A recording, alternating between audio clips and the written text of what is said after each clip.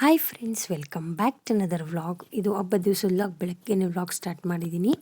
ಬೇಗ ಬೇಗ ಕೆಲಸ ಶುರು ಹಚ್ಕೊಂಡಿದ್ದೀನಿ. ಮೊದಲು ನಾನು ಹೊಸ್ಲು ತೊಳೆದು ಬೇಗ ಹೊಸ್ಲಿಗೆ ರೆಡಿ ಮಾಡೋಣ, ಆಮೇಲೆ ನೆಕ್ಸ್ಟ್ ಕೆಲಸಗಳು ಶುರು.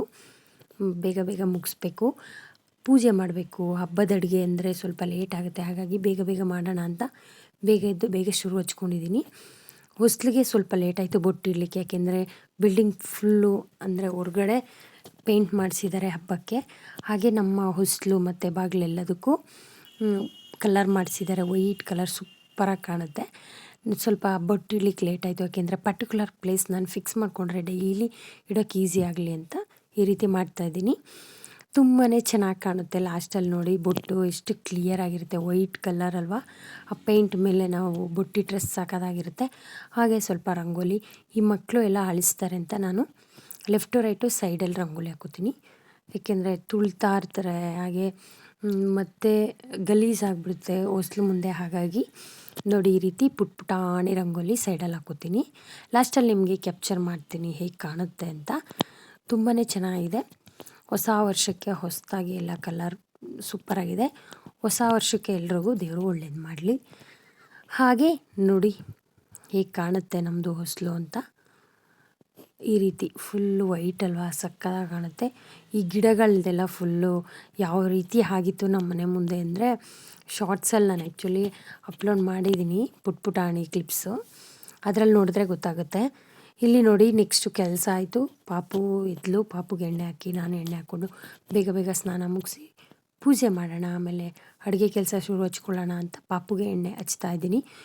ಪಾಪು ಫುಲ್ಲು ತಲೆಗೆ ಪೂರ್ತಿ ಎಷ್ಟು ಬೇಕಿದ್ರೂ ಎಣ್ಣೆ ಹಾಕಿಸ್ಕೋತಾಳೆ. ಹಾಗಾಗಿ ತಲೆಗೆ ನಾನು ಫಸ್ಟ್ ನೀಟಾಗಿ ಎಣ್ಣೆ ಹಾಕ್ತಾಯಿದ್ದೀನಿ. ಆಮೇಲೆ ಮುಖಕ್ಕೆ ಕೈ ಕಾಲು ಅಪ್ಲೈ ಮಾಡ್ಬೋದು ಬಾಡಿಗೆ ಅಂತ. ಇವಾಗ ಜಸ್ಟ್ ತಲೆಗೆ ಅಪ್ಲೈ ಮಾಡ್ತಾಯಿದ್ದೀನಿ. ಸೈಲೆಂಟಾಗಿ ಕೂತಿದ್ದಾಳೆ ನೋಡಿ. ಮುಖಕ್ಕೆ ಅಂದರೆ ಸಾಕು ಫುಲ್ಲು ಶುರು ಹಚ್ಕೋತಾಳೆ. ಖುಷಿ ಖುಷಿ ಎಲ್ರಿಗೂ ಹಾಯ್ ಮಾಡ್ತಿದ್ದಾಳೆ. ಡೌಟ್ಸ್ ಕೇಳ್ತಿದ್ದಾಳೆ, ಇವತ್ತು ಏನು ಹಬ್ಬ, ಯಾಕೆ ಏನು ಅನ್ನೋ ಡೌಟ್ಸು ಮಕ್ಳಿಗೆ ಗೊತ್ತಲ್ವಾ, ಪೂರ್ತಿ ಡೌಟ್ಸು. ಇವಾಗ ಸ್ವಲ್ಪ ಮುಖಕ್ಕೆ ಅಪ್ಲೈ ಮಾಡೋಣ ಅಂತ ತಗೊಂಡೆ ನೋಡಿ. ಅಳೋದು ಕಿರ್ಚ್ತಾಳೆ. ಬಾಡಿಗೆಲ್ಲ ಎಣ್ಣೆ ಅಪ್ಲೈ ಮಾಡಬಾರ್ದಂತೆ, ಆದರೂ ಹತ್ರ ಅಳ್ತಾಳೆ ಸ್ವಲ್ಪ ಹೊತ್ತು ಅಂತ ನಾನು ಫುಲ್ಲು ಎಲ್ಲ ಅಪ್ಲೈ ಮಾಡ್ತಾ ಇದ್ದೀನಿ. ಏಕೆಂದರೆ ವರ್ಷದಲ್ಲಿ ಒಂದೇ ಸತಿ ಅಲ್ವಾ ಹಬ್ಬ ಬರೋದು. ಹಾಗಾಗಿ ಈ ಬೇಸಿಗೆಯಲ್ಲಿ ಬಾಡಿ ಸ್ವಲ್ಪ ತಂಪಾಗಿರ್ಬೇಕಲ್ವ, ಹಾಗಾಗಿ ಎಣ್ಣೆ ಅಪ್ಲೈ ಮಾಡೋದು. ಹೇಗೋ ಪೂಸಿ ಹೊಡೆದು ಎಣ್ಣೆ ಅಪ್ಲೈ ಮಾಡಿದ್ದಾಯಿತು. ಇವಾಗ ನನಗೆ ಅಪ್ಲೈ ಮಾಡ್ತಿದ್ದಾಳೆ, ಅಂದರೆ ನನಗೆ ಹಚ್ತಿದ್ದಾಳೆ ಎಣ್ಣೆ ತಲೆಗೆ. ನನಗೆ ನೀವು ಹಚ್ಚಿದ್ದೀರಾ, ನಿಮಗೆ ನಾನು ಹಚ್ತೀನಿ ಅಂತ ಹಚ್ತಿದ್ದಾಳೆ. ಏನೋ ಅವಳದು ಕಾಮಿಡಿ. ಹೇಗೋ ಹೀಗೆ ಸಿಂಪಲ್ ಹಬ್ಬ ನಾವು ಮಾಡ್ತಾ ಇದ್ದೀವಿ. ಏನೋ ಕಳೆನೇ ಇಲ್ಲ ಹಬ್ಬ. ವರ್ಷ ಮತ್ತು ಚಿಕ್ಕಂದ್ರಲ್ಲಿ ನಾವು ಎಷ್ಟು ಚೆಂದ ಎಂಜಾಯ್ ಮಾಡ್ತಿದ್ವಿ, ಎಷ್ಟು ಚೆಂದ ಆಟ ಆಡ್ತಿದ್ವಿ. ಅಂದರೆ ಫ್ರೆಂಡ್ಸ್ ಚೆನ್ನಾಗಿರುತ್ತೆ. ಊರ ಸೈಡ್ ಹಬ್ಬಗಳು ಮಾಡಿದ್ರೆ ಚೆನ್ನಾಗಿರುತ್ತೆ, ಬಟ್ ಊರ ಸೈಡೆಲ್ಲ ಹೋಗೋಕ್ಕಾಗಲಿಲ್ಲ. ಈ ಸರಿ ಇಲ್ಲೇ ಹೋದ ವರ್ಷ ಊರಲ್ಲಲ್ವಾ ನಾವು ಮಾಡಿದ್ದು ಕರೆಕ್ಟ್.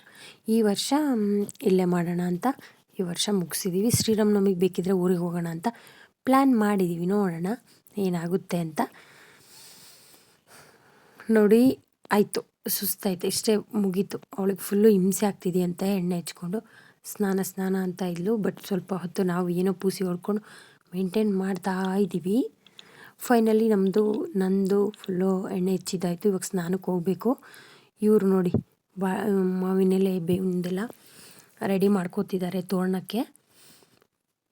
ನಾನಿಲ್ಲಿ ಅವರೇ ಬೇವಿಂದ ಹೂವು ಮತ್ತು ಎಲ್ಲ ರೆಡಿ ಮಾಡಿ ಬಿಡಿಸಿ ಕೊಟ್ಟಿದ್ದಾರೆ. ಅದಕ್ಕೆ ನಾನು ಮಾವಿನಕಾಯಿ ಪೀಸಸ್ಸು ಮತ್ತು ಬೆಲ್ಲ ಇದನ್ನೆಲ್ಲ ಆ್ಯಡ್ ಮಾಡ್ತಾಯಿದ್ದೀನಿ, ಮಿಕ್ಸ್ ಮಾಡ್ತಾಯಿದ್ದೀನಿ. ಇರೋರು ನಮ್ಮ ಮೂವರೇ ಅಲ್ವಾ, ಸ್ವಲ್ಪನೇ ಮಾಡ್ತಾಯಿರೋದು ಬೇವು ಬೆಲ್ಲ. ಹಾಗಾಗಿ ನೋಡಿ ಬೆಲ್ಲ ಮುಂಚೆನೇ ನಾನೆಲ್ಲ ಹೆಚ್ಚಿಟ್ಕೊಂಡಿದ್ದೆ, ಹಾಗಾಗಿ ಅದನ್ನು ಸ್ವಲ್ಪ ಆ್ಯಡ್ ಮಾಡ್ತಾಯಿದ್ದೀನಿ. ಈಸಿಯಾಗಿರುತ್ತೆ ಈ ಥರ ಮುಂಚೆನೆಲ್ಲ ರೆಡಿ ಮಾಡಿ ಇಟ್ಕೊಂಡ್ರೆ. ನಾವು ಬೇಕು ಅಂದಾಗ ಬೇಗ ಈ ರೀತಿ ಪುಡಿ ನೋಡಿ ಎಷ್ಟು ಈಸಿಯಾಗಿ ನಾವು ಮಿಕ್ಸ್ ಚೆನ್ನಾಗಿರುತ್ತೆ ತಿನ್ನಲಿಕ್ಕೆ. ಸ್ವಲ್ಪ ಬೇವು ಕಹಿನೇ ಇರುತ್ತೆ.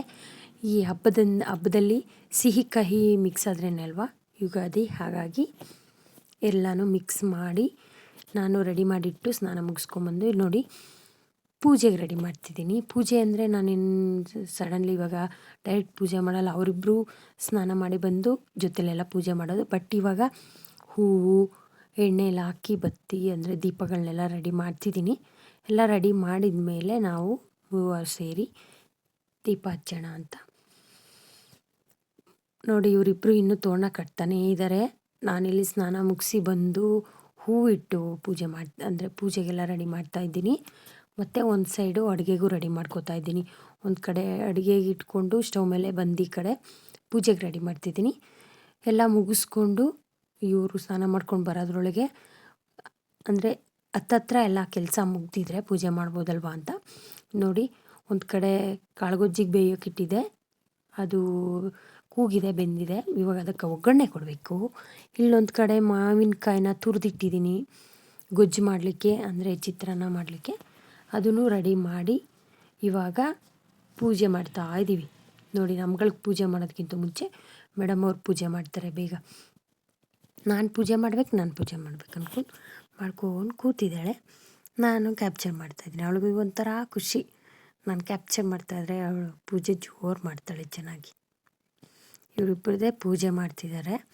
ಹಬ್ಬದಲ್ಲಿ ಮೇಯ್ನು ಇವ್ರದ್ದೇ ಅಲ್ವಾ ಪೂಜೆ, ಹಾಗಾಗಿ ಮಾಡ್ತಿದ್ದಾಳೆ. ಎಲ್ಲೋ ಓದ್ಲು ತಪ್ಪಿಸ್ಕೊಂಡು ಮತ್ತೆ ಬಂದಳು.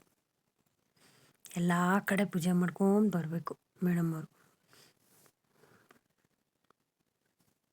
ಫುಲ್ಲು ಖುಷಿ ಪೂಜೆ, ಶ್ಲೋಕಗಳನ್ನ ಹೇಳ್ಕೊಂಡು ಪೂಜೆ ಚೆಂದ ಮಾಡ್ಕೋತಾಳೆ. ನಾನು ನೋಡಿ ಪೂಜೆನೂ ಆಯಿತು, ಅಡುಗೆನೂ ಆಯಿತು, ಎಲ್ಲ ಆಯಿತು. ಇವಾಗ ಊಟಕ್ಕೆ ಎಲ್ಲ ಕಾಳುಗೊಜ್ಜು, ಕೋಸಂಬರಿ, ಒಬ್ಬಟ್ಟು, ಸಾಂಬಾರು, ಕರ್ಬೇವಿನ ಸೊಪ್ಪು. ನೋಡಿ, ಒಗ್ಗರಣೆ ಮಾಡಿಬಿಟ್ಟು ಕರ್ಬೇವಿನ ಸೊಪ್ಪು ಮಿಕ್ಕಿದ್ದಲ್ಲೇ ಇಟ್ಕೊಂಡು ಒಬ್ಬಟ್ಟು, ಸಾಂಬಾರು, ಒಬ್ಬಟ್ಟಿಗೆ ಹೂರ್ಣ ಮತ್ತು ಕಣ್ಕ ಎಲ್ಲ ರೆಡಿ ಮಾಡಿ ಒಬ್ಬಟ್ಟು ತಟ್ಟಿ ಫೈನಲಿ ಎಲ್ಲ ರೆಡಿ ಆಯಿತು. ಪಾಪು ಫುಲ್ಲು ಹೊಟ್ಟೆ ಹಸ್ವಂದ್ಲು, ಹಾಗಾಗಿ ಊಟ ಹಾಕ್ಕೊಟ್ಟೆ. ಇವತ್ತಿನ ವ್ಲಾಗ್ ಇಷ್ಟೇ. ಫೈನಲಿ ಲಾಸ್ಟಲ್ಲಿ once again happy Ugadi. Take care, ಬಾಯ್.